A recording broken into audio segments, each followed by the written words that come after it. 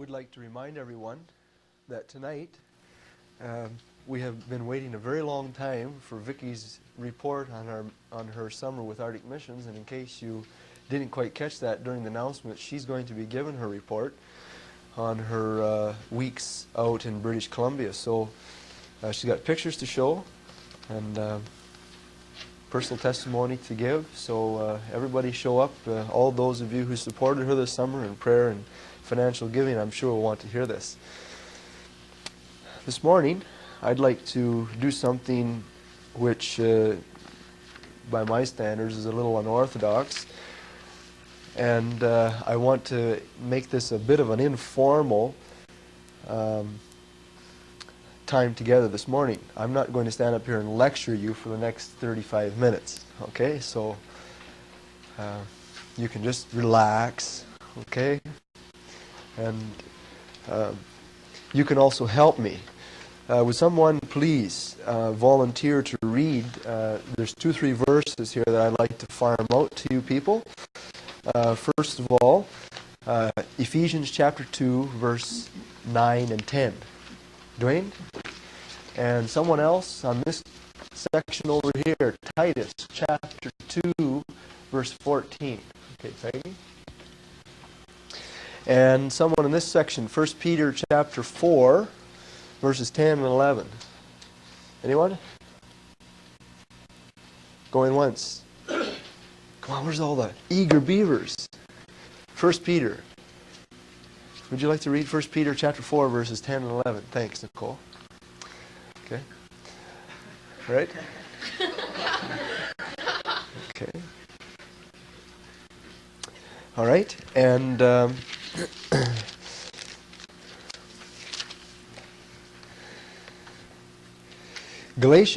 Romans chapter 6. Someone else in the middle here. Romans chapter 6, verse 19.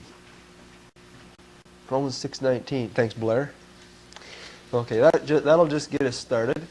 All of these references that you are going to share with us this morning, all have one thing in common. I'd like you to see if you could figure out what that is. Okay, we'll start with the first one that I gave right here. 2:9 and 10. Not of works, lest any man should boast. For we are his workmanship, created in Christ Jesus unto good works, which God hath before ordained that we should walk in. All right. The next one. Peggy?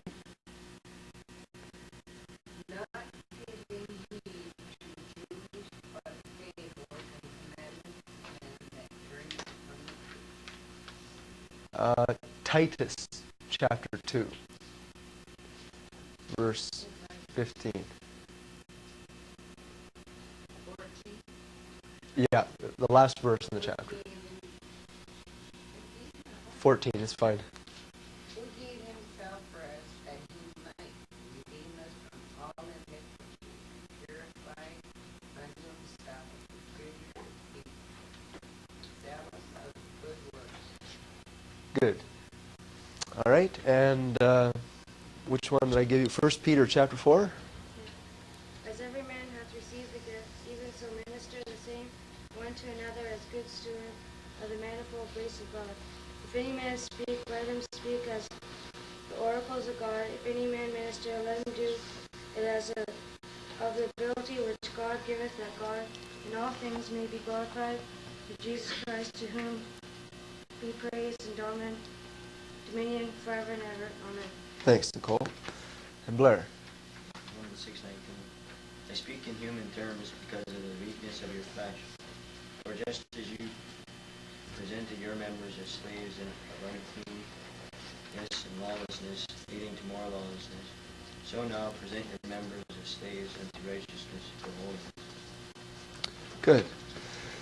Now, we could multiply those passages by the number 5 or 6 to find clear references in the Bible to one important theme. Does anyone want to volunteer? What do you think the theme of those verses is? The common denominator.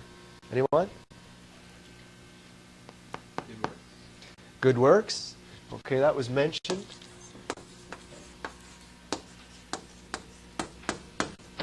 Anyone else have, pardon? Ministry.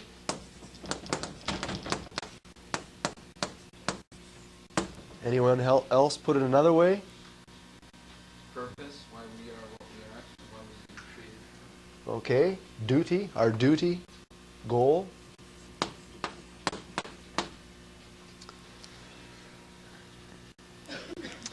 Okay, so the passage that Dwayne started out with is God has saved us for the purpose that we should walk in good works, that God, even in eternity past, foreordained.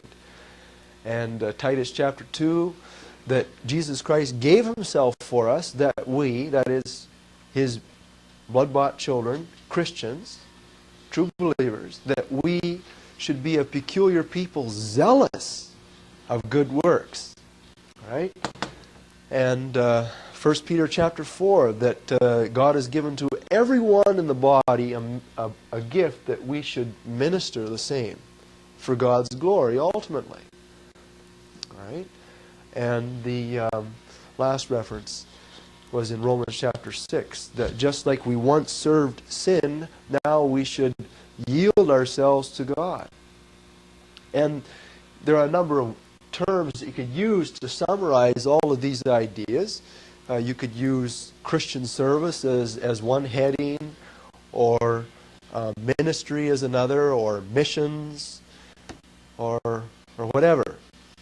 But over the years that most of you have been attending here at Northland, we have given you much teaching on the responsibility that we have as God's people to serve and to minister and to work for the Lord.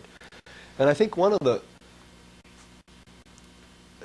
problems in that sort of thing is that it's easy to give the principles. It's relatively easy to show you what God's Word says. And a lot of times we don't actually go the necessary step further and open the door and let you see all the opportunities, all the practical ways that you can actually implement the biblical principles. Now, I think that if a person really wants to, they can usually find it, but sometimes people need a little shove and little encouragement and advice and insight, and that's the purpose of our time together this morning. I don't want to preach. I want to help. I'd rather give you some ideas. I don't want to come across you this morning as the guy that knows it all, and all you poor suckers, open the hole in your head so I can pour in some more information and clang it shut. That's not the way we want to approach this morning.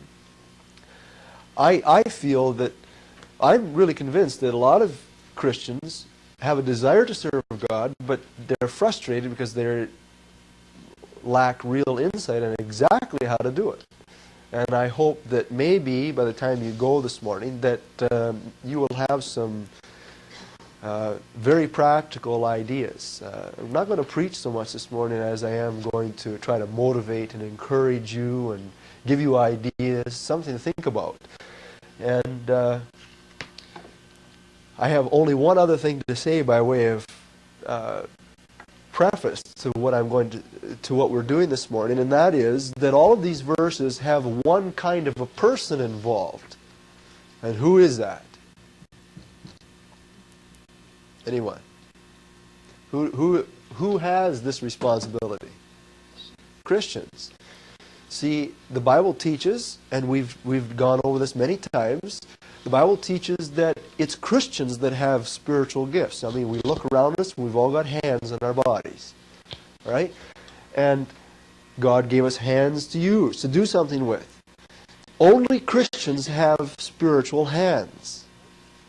Only Christians have tools. Non-Christians are like corpses. They're dead. They can't do anything for God spiritually. In fact, if they do anything, they're working for the devil. And if you're not saved this morning, this has absolutely no importance for you. It doesn't do you any good to know this information, to have these ideas, because you might as well try to make a wooden ladder to heaven as try to please God by doing things that Christians are supposed to do if you're not a Christian. It won't do you any good. It's impossible. God doesn't accept good works from non-Christians. It's repulsive to him. He views that as trying to go to heaven some other way than the way he has provided through Jesus, which cost him a great deal. I'd like you to take about 3-4 minutes, and you don't even have to use a pencil, but I would like you to at least read through the questionnaire on the top of page 1 that you've been handed. The purpose for this questionnaire is not for me to pry information from you. It is only to stimulate your thinking. I want you to see or to think about your own spiritual walk with God and evaluate yourself for a few minutes this morning.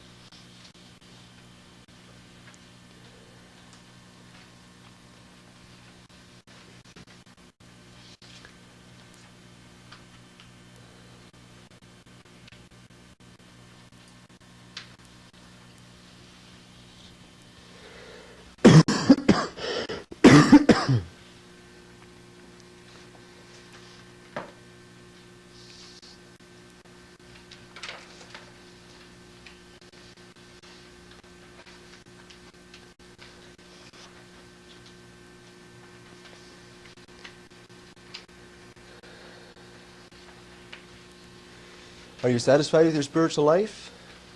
If you're not, there'll usually be a problem. There'll be some reason. You should be able to put your finger on it if you're not satisfied. If you can't put your finger on it, I would encourage you to go to another more mature Christian with whom you can have confidence. Talk to him about it. If you know you have a problem and you're not doing anything about it, or if you have some problems that are really hindering you in your walk with God, then what's keeping you from dealing with it? Why don't you get it right? Why keep going in futility and frustration and defeat and lack of usefulness for God? Why not make today a change? It's as simple as that. I mean, we chose to eat something this morning. We chose to come here, and choosing to fix up a problem and get something right in your life is as simple an issue as that. Of course, it requires honesty before God, admitting our sin and turning to Him. I hope you all believe that God uses imperfect people. There has never been a person that's been perfect that God refuses to use. Or there has never been an imperfect person that God won't use. Look at David, adulterer and murderer, one of the greatest people in the Old Testament. Abraham had 2 or 3 wives. They all made terrible mistakes, these people. Great men and women of God. Samson, look at this guy. God can use you. He wants to use you and me. And no preacher or Christian worker that's already serving God should be lifted up on a pedestal as if they are super spiritual. They are just like you.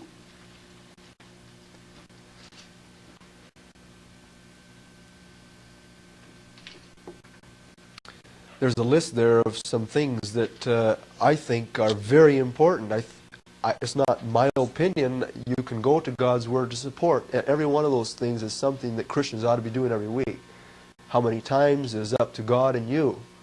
But you ought to be praying. You ought to be giving something to someone instead of hoarding. You ought to be encouraging. You ought to be working, spending time helping others rather than doing everything for yourself. You ought to be memorizing God's Word and witnessing to non-Christians. Have you ever considered setting a long-range spiritual goal? Do you have a long-range spiritual goal? Or do you never even think about it? You're saved. Are you saved and satisfied and dead? Or are you saved and growing in your Christian walk and desirous to do more for God? These things that we're talking about this morning on how to serve God better are things that really only motivated Christians are going to want to do. But if you're not motivated, that in itself is a problem. You're not going to go anywhere.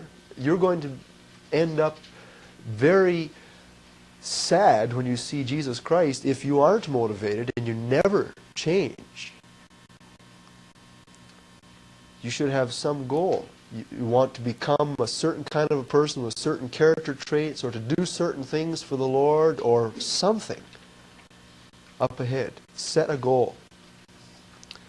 You know, God warns us that we're in this world, we should not be of this world, and that if we're going to serve God right, we've got to keep ourselves unentangled from this world. It's like glue, and it's like an octopus, and it wants to just strangle the life out of Christians so that they're useless to God. That's what the devil's primary mechanism is in this society. We are so rich that we are almost useless because we're so spread so thin, and we're so tied up, and we're so obligated, and we owe our soul to the company store instead of to the Lord. And even if we want to serve Him, we can't. That's a major problem for serving. Well, those are some of the issues that you've got to deal with. Let me give you some practical ideas this morning on how to serve God better. We talked about this a couple of weeks ago in prayer meeting, and a suggestion was made that we should do it in church when everybody's here. Everybody should be in prayer meeting too, but here are some ways that you can actually serve God better and find happiness and joy and fulfillment as a Christian, and you don't even have to go to Africa. And you don't even have to empty your bank account. It's simple little things, but it will require a reorganization of your time and your priorities. Those are two things that it will require. You're going to have to do something different than what you're already doing if you're not serving God sufficiently. Read a Christian article in a Christian magazine. Okay? That's why we have been pushing and encouraging God's people to take advantage of free publications like this. All right? And simple little things like this is about people in Dutch New Guinea. All right?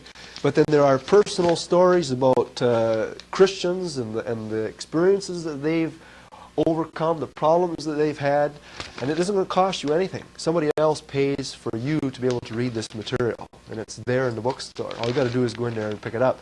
There's family articles, kids articles in here, testimonies by Christian workers who are already working in the Shantyman Christian Association, and it gives you first-hand insights into answers to prayer. It's fascinating. And if you start filling your mind with this sort of stuff instead of watching who's who on TV, you begin to think about real things. Okay, confident living is one. You know, we're trying to encourage you to get this stuff. We're knocking off the price, 33 1/3%. Okay, this stuff is a bargain. Okay. And it's got consistent teaching. There are series of messages here. There is up-to-date Christian. There is a section here, significant religious news. Do you know what is happening in the courts to Christians in North America? Some bad things are happening. Could affect you. practical things like discouragement. There's a wonderful article in here on give missions a try. I'm going to talk a little bit more about that in a few minutes. Some wonderful ideas, though. Here's a magazine specifically tailored to you young people, grades 7 through high school or even above. And it's got practical things like how to cope with depression, how to cope with friendships, how to cope with the pressures of your peers. Really practical things. Okay, it's right in here. It talks about movie stars, everything. Okay, Moody Monthly is another all-purpose, all-round Christian magazine. These are just a few. There's all kinds, but they're there, and I'm very thankful that they have been used. That we see an increase in reading in the Christian reading here. That's great. And I want to encourage you. That's one of the specific things you can do right now that will actually help you to serve God, because you get ideas from other people.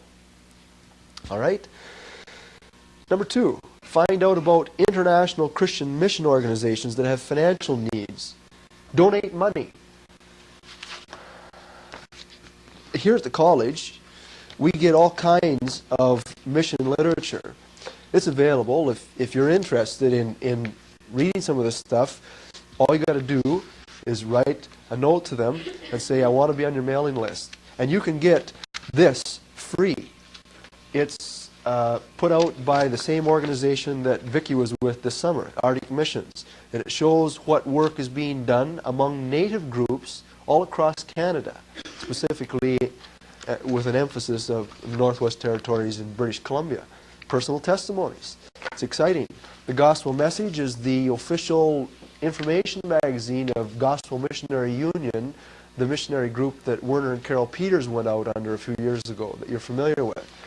And again, this is not just about missionaries or for missionaries. Here's an article on England. The Muslims are taking over Britain. Did you know that? There are more mosques in Britain today than there are Christian churches. Astounding. Practical. Guidance on what you can do if you want to get into missions. Practical illustrations. It's got examples of people. I find it interesting just to look at people's pictures, the number of kids they got, how old they are, and where they're going, and what they did before. I find that a real stimulus on my own mind. Here's information. By the way, that's free too. Just write and say, I want to be on your mailing list. Here's information from FEBC, a Far East Broadcasting Company. This group sends Christian programs in dozens of Christian languages around the world through shortwave radio. They broadcast almost all the way across the Soviet Union and China. All over the Philippines, they minister to people that would otherwise never hear of the gospel of Jesus Christ. If you want to find out what's happening in the Philippines today with the communist revolution against Cory Aquino and so forth, ask. I'll leave the stuff here, and the addresses are right on it. We've had missionaries come through from this place. Dozens and dozens of periodicals are available. International Christian Missions, Jack Van Impe Crusades. Many of you watched the AIDS telecast, I hope, last month, or in August, was it? Okay. And I just got this yesterday, and they have had an astounding turnaround. They were having something like 60% of the stations that normally carried their programs over the United States and Canada were turning them down on this AIDS thing because of homosexual lobby groups fighting against it and not wanting it. And they've presently got something like there's only just a very few number of stations now that won't carry it. They've blown the doors off the opposition, and thousands of people have actually gotten saved through Jack Van Impe crusade messages just in the last 2 months. They need money. It's worth giving. Okay, now those are a few examples of what I'm talking about. But if you want to serve God, it's as simple a matter as writing a check. $10 to a Christian organization that is actually doing something in the world. That's called serving God. Okay? Number 3, write a letter to one of your missionaries and get to know them and start praying for one missionary. How many of you know Willie Epps? Okay. Now, Willie's a short guy, he's unique, and he's faithful. And he stayed at that place where he's been for 10 years. Have you stayed at your job for 10 years? It's not easy to stick with anything. And he's been serving God for 10 years, and I don't even know if he's got a vehicle. His support isn't up to par. He needs prayer. He gets discouraged. I don't know if anybody's written him from our church in the last 6 months. I hope so. But our missionaries, their names and addresses are posted on that board right there. And if you want to serve God, you can do it as simply as writing a letter and posting it to one of your missionaries and say, look, you don't know me, I'm so-and-so from Northland Bible Chapel. I've been burdened to get to know you a little better. Write me back a letter and tell me some things I can pray for. Something as simple as that. Take you half an hour. Number 4, read a true-to-life missionary biography this week instead of a fiction book. We've got this little bookstore in here to encourage you to read, because reading saturates your mind with ideas. And if you fill your mind with the right stuff, you will think good thoughts, you will think God's thoughts after Him. These pile of books are true stories. They won't cost you anything to read. Okay, they're part of the lending library in there. Okay, I've read about 2/3 of these over the years. I was a bookworm when I was a kid, and I attribute my own spiritual walk with God in a large measure to good reading that I was exposed to when I was a kid. And I still would rather read a book than play golf or ride a go-kart. I would rather read a good, true life novel. Some of you wouldn't, I know that. But maybe you've never tried it. How many of here, without raising your hands, have never read a true life story of another Christian that was serving God? Okay? Now, if you want to get excited about serving God, if you want to go all next week thinking about the story that happened to somebody that was really true and beyond your imagination, read a scriptural biography. These are the ones that won't cost you anything. If you want to support the Christian local bookstore, buy one of these books. Okay, this is the story of a Russian guy that got saved when he was about 19 years old in the Soviet Union. He was a member of the KGB. He escaped from Russia, and he was assassinated about 2 years later in California. But in that 2 years, he served God like a dervish, like he went wild. Okay, anyway, Bruchko, the story of a young missionary boy that somehow got stranded in the bush by himself, separated from his folks, and a tribe came to know Jesus Christ through his testimony. Teenage boy. All kinds of wonderful things, and it's true life. I mean, truth is stranger than fiction. All you got to do is read a couple of missionary biographies to see that. It will put fire in your bones, I'm telling you right now. I love it. And if you've never done it, you've been missing something that you're suffering for. Okay, so that's one way you can serve God. Serve God by filling your mind with something that will make you motivated. Number 5, find out how you can volunteer to help local outreach and Christian service organizations. In our own area, we've got Christian camps, right? They need helpers in the summer, right? There are Christian organizations that could use volunteer help. There's a pro-life group in Sault Ste. Marie. There's a pregnancy crisis center that just started up. It's being supported by Christians, evangelical Christians in Sault Ste. Marie. They need help. If Christians don't support them, God knows, and the world knows that the abortionists aren't going to help them. Okay? Well, there's lots of things we can do to serve God. It might be as simple a matter as going some afternoon and going in and touring one of these places, talking to one of these people and say, look, if there's anything I can do, let me know. Put your name on a help list or something.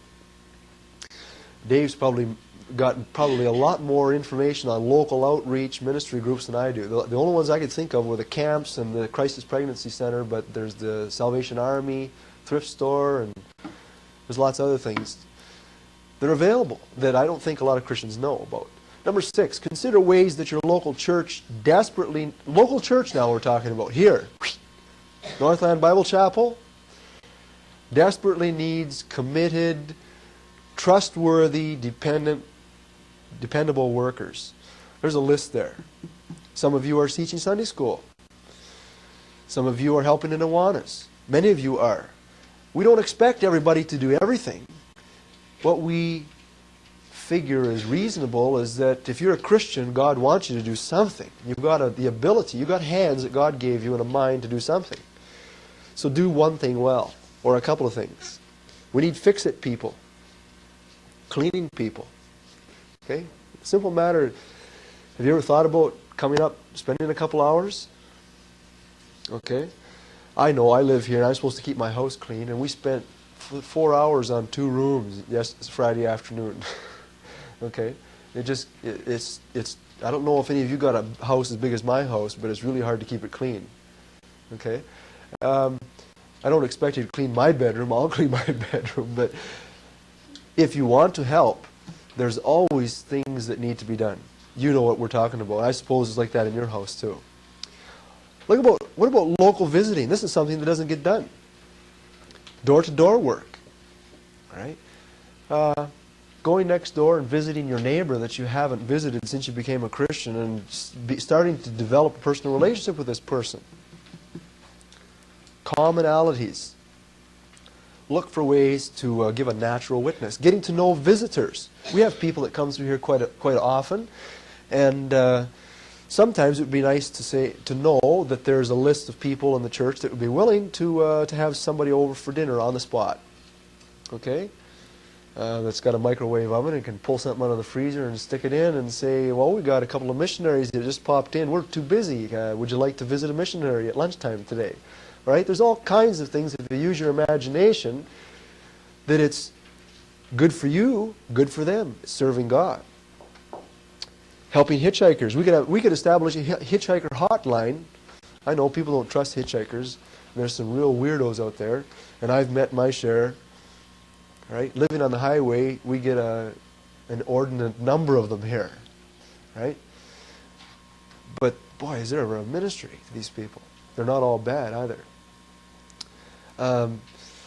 What about looking around at your fellow brothers and sisters this morning and finding somebody that you've actually never talked to that comes to this church, that you've never talked to, that you don't know the first thing about them?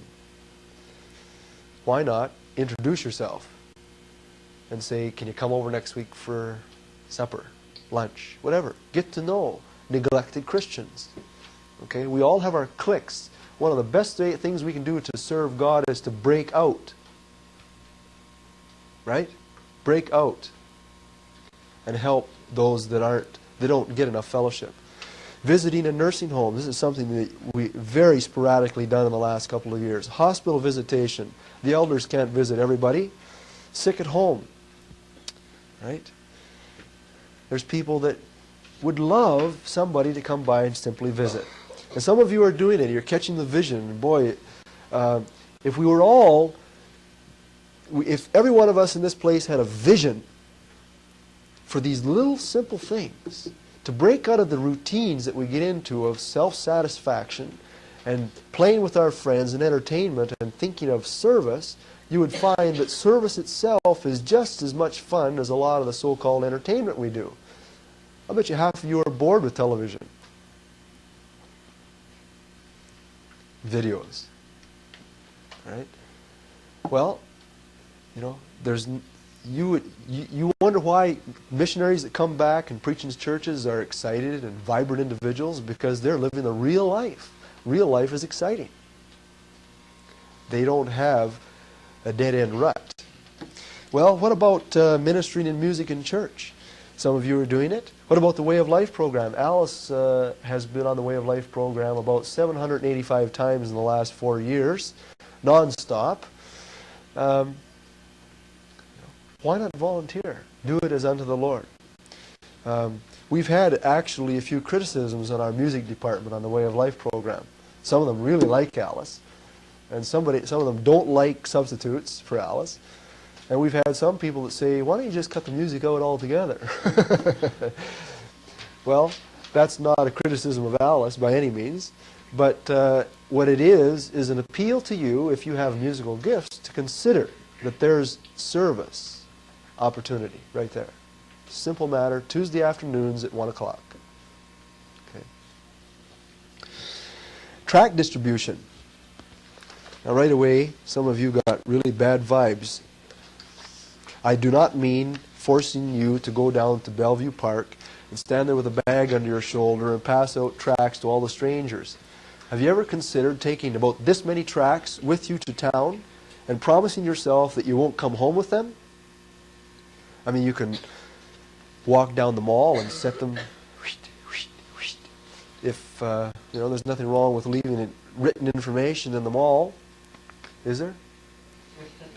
I don't think so. All right.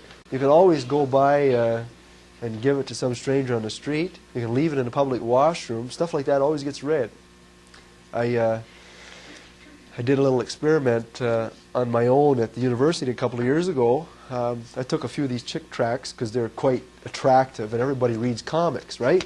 So that's the format they use. And so I just, when I was going down the stairwell, I left it on the heat rad right there. And I came back about 30 seconds later, it was gone. I left another one. I checked back, 30 seconds later, gone. They go like hotcakes. And it was painless. It was fun. Think of all the different ways. Ask Peggy, she's been doing this. All right? Passing out tracts. Get a good tract, and you can order them from Chick Publications. Why not pay for it yourself instead of bill it to the church and start giving them out? It's exciting, and it's an easy, simple way to witness and to serve God. Okay?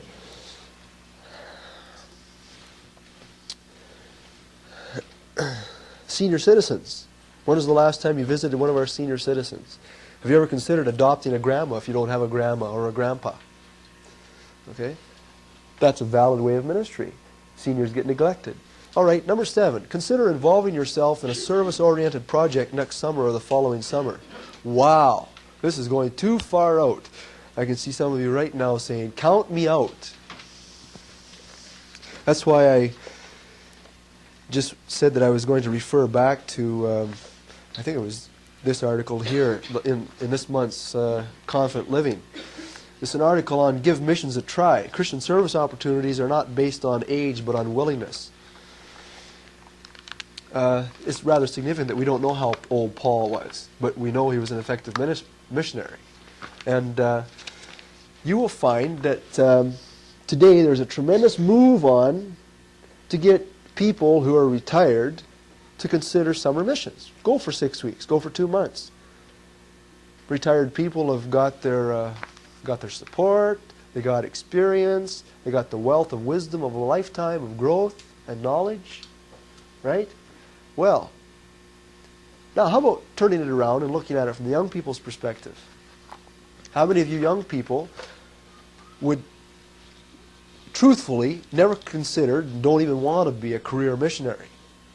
But why not consider going out for 6 months once or 2 months? I meant 6 weeks or 2 months. One time in your life. Try it once.